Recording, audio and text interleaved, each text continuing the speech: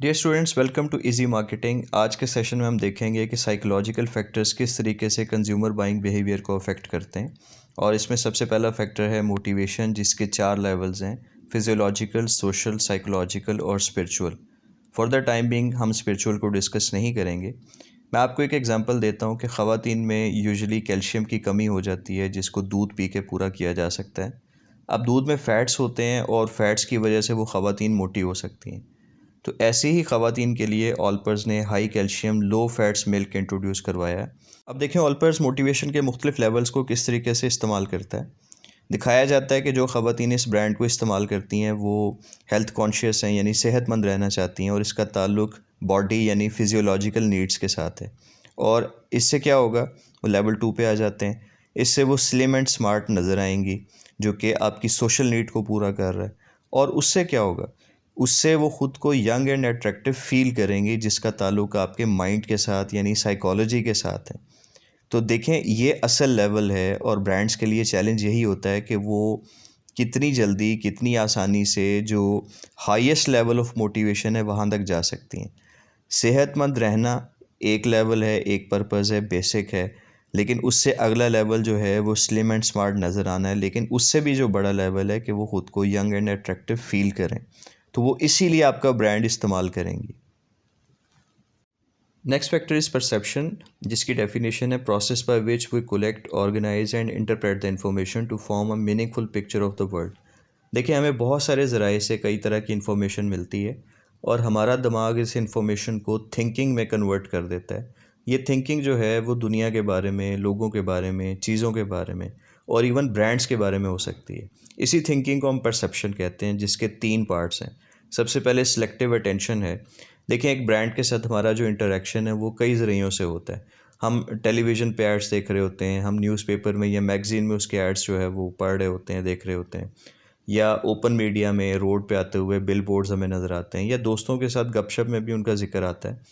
तो बहुत सारी इन्फॉर्मेशन जो है वो हमारे पास आ रही होती है और ये बायस बनती है इन्फॉर्मेशन ओवरलोड का। अब हमारा दिमाग इस ओवरलोड से बचने के लिए इन्फॉर्मेशन को फ़िल्टर आउट करता है, यानी वो ऐसी इन्फॉर्मेशन जिसे ज़रूरी नहीं समझता उसे नेग्लेक्ट करता जाता है। इस चीज़ को सिलेक्टिव अटेंशन कहते हैं। दूसरी चीज़ है सिलेक्टिव डिस्टॉर्शन। देखें, ब्रांड्स के बारे में हमारी एस्टेब्लिश्ड परसेप्शन भी होती है, बिलीव्स होते हैं। अच्छे भी हो सकते हैं, बुरे भी हो सकते हैं। कोई ब्रांड हमें अच्छा लगता है, उसके बारे में हमारी परसेप्शन बड़ी अच्छी है, पॉजिटिव है, और कई ऐसे ब्रांड्स हैं जिनके बारे में हमारी परसेप्शन जो है वो नेगेटिव हो सकती है। अब हमारा दिमाग सिर्फ उस इंफॉर्मेशन को एक्सेप्ट करता है जो हमारी एग्जिस्टिंग बिलीव्स को सपोर्ट करे। मिसाल के तौर पे, आपको हेड एंड शोल्डर शैम्पू पसंद है और उसके हवाले से कोई ख़बर आती है कि उसे कोई इंटरनेशनल अवार्ड दिया गया, तो आप ना सिर्फ इस खबर को फ़ौरन मान जाएंगे बल्कि अप्रिशिएट भी करेंगे, क्योंकि आपके ये एग्जिस्टिंग परसेप्शन को सपोर्ट कर रहा है। और अगर उसके हवाले से कोई नेगेटिव न्यूज़ आती है तो आप इतनी जल्दी, इतनी आसानी से उसे एक्सेप्ट नहीं करेंगे। इसी तरह से अगर आपको लक्स सोप पसंद नहीं है और उसको अवार्ड मिलने के हवाले से कोई न्यूज़ आती है, तो आप इतनी जल्दी और इतनी आसानी से उस न्यूज़ को एक्सेप्ट नहीं करेंगे। हाँ, अगर उसके हवाले से कोई नेगेटिव न्यूज़ आती है तो आप फ़ौरन उसे एक्सेप्ट कर लेंगे, क्योंकि वो आपके एग्जिस्टिंग बिलीफ को सपोर्ट कर रही है। तीसरी जो चीज़ है वो सिलेक्टिव रिटेंशन है। देखें, जो भी इंफॉर्मेशन हमारे दिमाग में मौजूद होती है वो कुछ अरसे के बाद जो है वो हम उसे भूलना शुरू करते हैं और इवेंचुअली मुकम्मल तौर पे भूल जाते हैं। अब इस चीज़ को सिलेक्टिव रिटेंशन कहते हैं। तो ब्रांड्स को हमारे दिमाग में रिटेन करने के लिए, हमारी मेमोरी में रखने के लिए जो कंपनीज़ हैं वो बार बार हमें एड्स दिखाती हैं, ताकि वो चीज़, वो इन्फॉर्मेशन हमारे दिमाग में मौजूद रहे।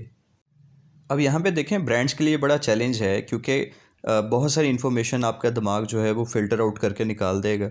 जो थोड़ी बहुत आएगी उसको भी डिस्टॉर्ट करेगा, सिर्फ उसको एक्सेप्ट करेगा जो आपके एग्जिस्टिंग बिलीव्स के मुताबिक है, और वो भी कुछ अर्सा रहने के बाद आपकी मेमोरी से वॉश आउट हो जाएगी, निकल जाएगी, क्योंकि सिलेक्टिव रिटेंशन है। अब ब्रांड्स को यहाँ पे ऐसा कम्युनिकेशन प्रोग्राम जो है वो डिज़ाइन करना पड़ेगा जो एग्जिस्टिंग, अगर पॉजिटिव बिलीव्स हैं आपके उस ब्रांड के बारे में तो उनको रीइंफोर्स किया जाए, उनको और ज़्यादा बेहतर किया जाए, और अगर नेगेटिव है तो ऐसी परसेप्शन को चेंज किया जाए। नेक्स्ट पॉइंट जो है वो लर्निंग है, और लर्निंग से मुराद है कि हमारा जो प्रीवियस एक्सपीरियंस है किसी ब्रांड के साथ वो कैसा है। वो एक्सपीरियंस अच्छा भी हो सकता है और बुरा भी हो सकता है।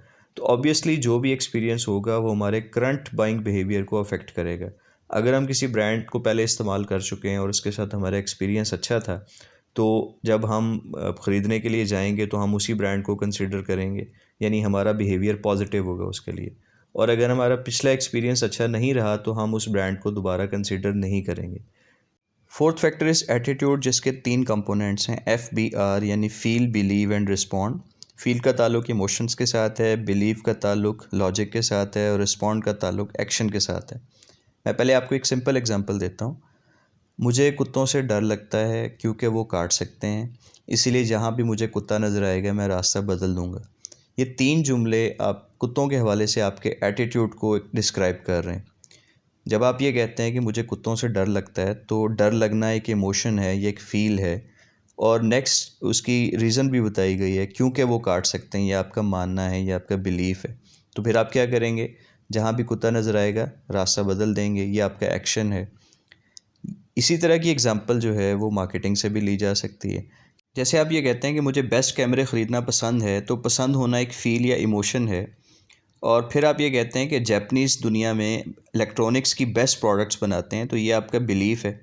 इसीलिए आप जापानीज़ कैमरा ही ख़रीदेंगे जैसा कि नाइकॉन, ये आपका एक्शन है। तो यहाँ पर भी देखें कि जो 3 कंपोनेंट्स हैं एटीट्यूड के, वो मिल के आपका जो बाइंग बिहेवियर है उसको डिफ़ाइन कर रहे हैं कि चूँकि आपको बेस्ट कैमरे ख़रीदना पसंद है और आप ये मानते हैं कि जो इलेक्ट्रॉनिक्स की प्रोडक्ट्स हैं वो दुनिया में जापानीज़ बहुत अच्छी बनाते हैं, क्वालिटी प्रोडक्ट्स बनाते हैं, इसीलिए आप कोई जापानीज़ ब्रांड का कैमरा ही ख़रीदेंगे लाइक नाइकॉन। ये आपका एक्शन है। इस वीडियो के हैंडआउट्स का लिंक जो है वो नीचे कमेंट सेक्शन में दिया गया है, वहाँ से आप डाउनलोड कर सकते हैं। अगर आपको ये वीडियो अच्छी लगी तो इसे लाइक कर दें, चैनल को सब्सक्राइब कर लें और दूसरों से भी शेयर करें। Thank you.